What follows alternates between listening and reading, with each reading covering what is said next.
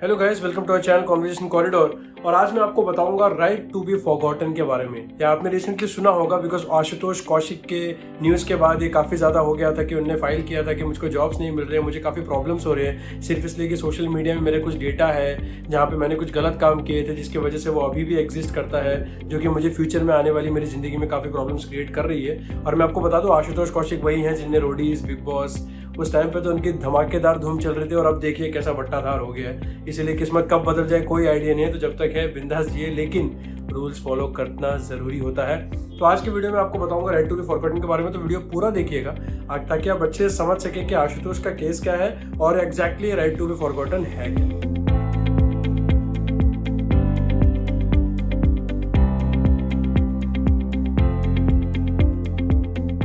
तो basically right to be forgotten constitution rights के article 21 में आता है। तो रिसेंटली ये केस मद्रास हाई कोर्ट के पास गया और उन लोगों ने फैसला दिया कि अगर कोई अक्यूज्ड है, जैसे कि मान लो आप एक टाइम पे अक्यूज थे लेकिन वो केस आपसे हट चुका है, आप बाइज्जत बरी हो चुके हैं, उस अक्यूज का नाम जो लिंक था पहले उसे प्लीज हटा दिया जाए। बिकॉज अगर किसी के भी बारे में आप सर्च करेंगे तो सोशल मीडिया में बहुत सारे बैकग्राउंड निकल के आ जाते हैं, तो भले ही वो उससे बाइज्जत बरी हो गया हो लेकिन अगर उस केस के साथ उसका नाम लिंक होता है तो एक अलग सा परसेप्शन बन जाता है और उसको लाइफ जीने में थोड़ी सी मुसीबत होती है। तो अगर मैं इसको एक प्रॉपर वर्ड्स में पुट करूँ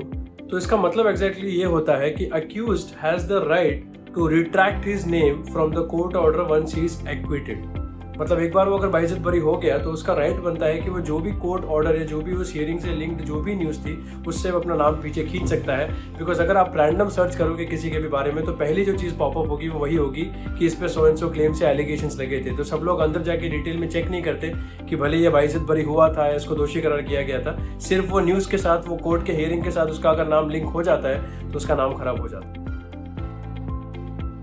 तो पहली बार ये कब हुआ था कि एक लैंडमार्क जजमेंट हुआ था जिसमें जस्टिस एन आनंद वेंकटेश इन्वॉल्व थे और उन्हें पता चला था कि एक इंसान है जिसपे अक्यूज्ड है सेक्शन 417 चीटिंग और सेक्शन 376 रेप का इंडियन पैनल कोड के अंडर। और फाइनली जब इन्वेस्टिगेशन हुई तो पता चला कि वो बाइज्जत बरी था, उसकी कोई गलती नहीं थी, तो वो दोषी करार नहीं किया गया था और सारे चार्जेस उस पे से हटा दिए गए थे। तो जब वो इंसान बाइज्जत बरी हो गया तो उसने हाई कोर्ट में अपनी एप्लीकेशन प्ली मूव की कि प्लीज मेरा नाम जो भी इस केस से लिंक्ड था उसको रिडैक्ट कर दीजिए या हटा दीजिए। क्योंकि आप समझ सकते हैं कि जिस पे रेप के आरोप या ऐसे गंदे आरोप लग जाते हैं, एक बार भले ही वो बाइज्जत बरी हो जाए लेकिन उसके लिए वापस से नॉर्मल जिंदगी जीना बहुत ज्यादा मुश्किल हो जाता है। तो जब इस अक्यूज ने अपना प्ली पुश किया था हाई कोर्ट की तरफ तो कोर्ट ने काफी उसको देखा और ऑब्जर्व किया कि ये बहुत ही सही रिक्वेस्ट कर रहा है। बिकॉज अगर वो दोषी नहीं करार किया गया है तो उससे रिलेटेड जो भी इंफॉर्मेशन है उससे उसको बाइज्जत बरी या उससे उसका नाम हटाना उसका राइट बनता है ताकि वो अपनी लाइफ में आगे बढ़ सके। तो ये एक बहुत ही लैंडमार्क जजमेंट था जहाँ पे ये प्ली आनंद वेंकटेश ने एक्सेप्ट की थी और कहा था कि ठीक है, जो भी अक्यूज्ड है अगर वो एक्विटेड हो चुका है तो उसके रिलेटेड जो भी चार्जेस से लिंक्ड है सोशल मीडिया पर रिलेटेड वो सब कुछ हट जाना चाहिए। तो कोर्ट ने ऑब्जर्व किया कि सुप्रीम कोर्ट के उस हिस्टोरिक जजमेंट के बाद जो कि लिया गया था Puttaswamy versus union of India में, ध्यान दीजिएगा ये वो पहला केस था Puttaswamy versus union of India जिसके बाद सुप्रीम कोर्ट ने राइट टू प्राइवेसी को एक फंडामेंटल राइट घोषित किया था। और इस फंडामेंटल राइट में ये कहा गया कि अगर कोई पहले अक्यूज्ड पर्सन था लेकिन वो बाइज्जत बरी हो चुका है तो ये उसका फंडामेंटल राइट है कि उस कोर्ट के हियरिंग से या कोर्ट के ऑर्डर से रिलेटेड जो भी उसका नाम लिंक्ड था जब वो अक्यूज्ड था तो वो हटाने का उसका पूरा हक बनता है, उसका फंडामेंटल राइट है। और जस्टिस वेंकटेश ने यह भी कहा कि आजकल के टाइम पे जहाँ पे सोशल मीडिया इतना ज़्यादा इवॉल्व हो चुका है, अगर आप किसी का भी रैंडम नेम लो तो गूगल सर्चेस एक बहुत ही इंपॉर्टेंट रोल प्ले करते हैं। आप सबसे पहले फटाक से गूगल में जाके उसके बारे में सर्च करते हो। अब प्रॉब्लम क्या है सर्च इंजन का कि जैसे ही आप सर्च करोगे ना उसके बारे में सबसे पहली न्यूज़ जो आएगी वो वही होगी जो उसने कुछ गलत किया होगा अपने करियर में। भले ही उसने 6-7 अवार्ड्स जीते, वो बहुत अच्छा इंसान हो, लेकिन अगर उस पर कोई एक भी केस या एलिगेशन है तो सबसे पहले वही हाईलाइट होगा और उससे उसकी जो भी इमेज है ना वो जज कर ली जाती है। कोई ये नहीं पढ़ता कि वो बाइज्जत बरी हो गया था या नहीं हुआ था, सिर्फ वो टैग पड़ता है और उसी में उसको जज कर लेता है। और कोर्ट ने यह भी कहा कि सेंट्रल गवर्नमेंट प्रोसेस में है एक बिल फॉर्म करने के, जो कि ऑलरेडी हो चुका है फॉर्म, डेटा प्रोटेक्शन बिल 2019, जिसका बेसिकली पर्पस यही होगा कि डेटा प्रोटेक्शन उसका मेन फोकस होगा और प्राइवेसी ऑफ पर्संस, ये दोनों उसका मेन फोकस होंगे डेटा प्रोटेक्शन बिल का। और इसके बारे में काफी एग्रेसिवली बातें चल रही हैं, तो एक बहुत ही लैंडमार्क बिल हो सकता है।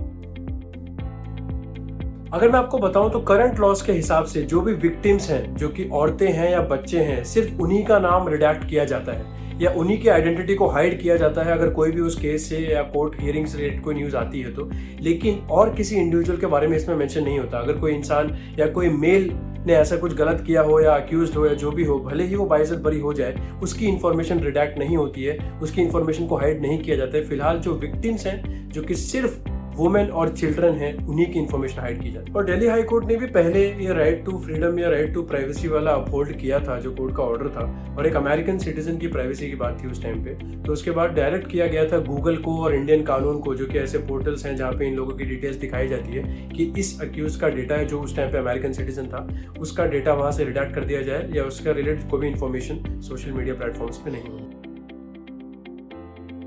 और केरला हाई कोर्ट ने भी लास्ट ईयर ऐसे एक केस देखा था जहां पे पेटिशनर ने फाइल किया था कि मेरी पर्सनल डिटेल्स हटाई जाएं। तो पूरा केस देखने के बाद राइट टू प्राइवेसी की वहां पे भी रेस्पेक्ट हुई थी और केरला हाई कोर्ट ने जजमेंट दिया था कि उस पेटिशनर की जो भी पर्सनल डिटेल्स है उसे सोशल मीडिया प्लेटफॉर्म से रिडैक्ट किया जाए या हटाया जाए। तो ये चीज़ डिस्कशंस में हमेशा चल रही थी, बट इस पर कोई प्रॉपर फॉर्मलाइज तब तक लॉ नहीं है जिससे कंफर्म हो सके। और रिसेंटली आशुतोष कौशिक के इंसिडेंट के बाद ये और ज़्यादा एग्रीवेट हो गया, इस पर और चर्चा होने लगी। तो लेट्स होप कि ये बहुत ही जल्दी आ जाए। और उड़ीसा हाई कोर्ट ने भी ये चीज़ बोली है कि right to be forgotten actually implement करना बहुत मुश्किल है, क्योंकि एक बार कोई भी इन्फॉर्मेशन सोशल मीडिया पे आ जाती है तो उसको वापस लेना या उस पर कुछ भी चेंजेस करना बहुत ज़्यादा मुश्किल हो जाता है। बिकॉज वही बात है कि एक बार अगर तीर कमान से निकल गया तो उसको वापस कमान में लाना बहुत मुश्किल हो जाता है। तो इसको इम्प्लीमेंट करना बहुत ही ज़्यादा मुश्किल स्ट्रगल हो सकता है, बिकॉज सोशल मीडिया आपको पता है कितना इवॉल्विंग है, कितना ब्रॉड है। तो किसी की आइडेंटिटी एक बार अगर खराब हो गई तो उसको हर प्लेटफॉर्म से, हर जगह से निकालना is a very big task. तो मैंने आपको वीडियो में बताने की कोशिश की कि कैसे कैसे केसेस थे, कैसे कैसे केसेस आ चुके हैं करंटली, जहाँ पे राइट टू बी फॉरगॉटन की बात की गई है, राइट टू बी प्राइवेसी की बात की गई है, कि जो पेटिशनर है अगर वो बाइज्जत बरी हो गया है तो उसका डेटा रिडैक्ट किया जाए।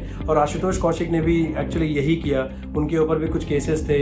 एक्सीडेंट्स के या कुछ और रिलेटेड इंसिडेंट्स थे जिसके वजह से वो अपनी लाइफ में आगे नहीं बढ़ पा रहे थे। क्योंकि ऐसा होता है कि एक बार आपको फेम मिलता है लेकिन काफ़ी लोग वो फेम कैरी नहीं कर पाते हैं, तो उनको वापस से फ्रॉम स्क्रैच अपनी लाइफ शुरू करनी होती है। लेकिन उसमें प्रॉब्लम्स आती है, अगर आपने पास्ट में कोई गलतियाँ की गई हो और आप पॉपुलर सेलिब्रिटी हैं तो आपके बारे में वो इन्फॉर्मेशन गूगल पे या सोशल मीडिया पे हमेशा रहती है। तो इसके लिए इस वजह से इनको लाइफ में आगे बढ़ने में बहुत सारी तकलीफें होती हैं। तो मैं होप करता हूँ कि ये proper as a form law implement हो जाए, ताकि जिन लोगों को प्रॉब्लम हो रही है इस चीज़ से और जो कि दोषी करार नहीं किए गए थे वो अपनी लाइफ में आगे बढ़ सकें और बहुत कुछ अचीव कर सकें। तो मैं दुआ करता हूँ आपको राइट टू बी फॉरगॉटन समझ में आ गया होगा, कैसा है, क्या करंट सिचुएशन है, क्या प्रॉब्लम से चैलेंजेस फ्यूचर में आ सकते हैं। अगर आपको इसके बारे में और डिटेल में जानना है तो प्लीज़ मुझे कमेंट सेक्शन में बताइए, मैं इसके बारे में और डिटेल वीडियो आपको देने की कोशिश करूँगा। दुआ करता हूँ आपको वीडियो अच्छा लगा हो, जहाँ पे भी हो सुरक्षित।